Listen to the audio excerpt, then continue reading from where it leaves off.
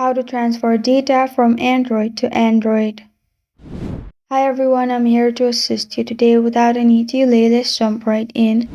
First, open Play Store. Download Samsung Smart Switch application.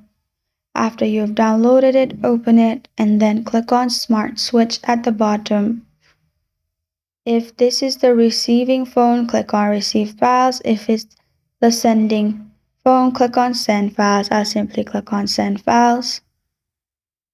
And then there are options to simply select photo, video, music, files, app, and contact. In this case, I'll simply click on video. Select any video and press on Send. You will find QR code scanner pop up. And in your another phone, you need to download the same app. Click on Smart Switch and then click on Receive Files. After you click on Receive Files, QR code will be popping up. Simply scan this with another phone and your receiver phone will be able to receive what you're trying to send. And this is how to transfer data from Android to Android. Thank you for joining me today. If this video helps you out, please leave a like and subscribe for more. Got a question or want to suggest a topic, comment below.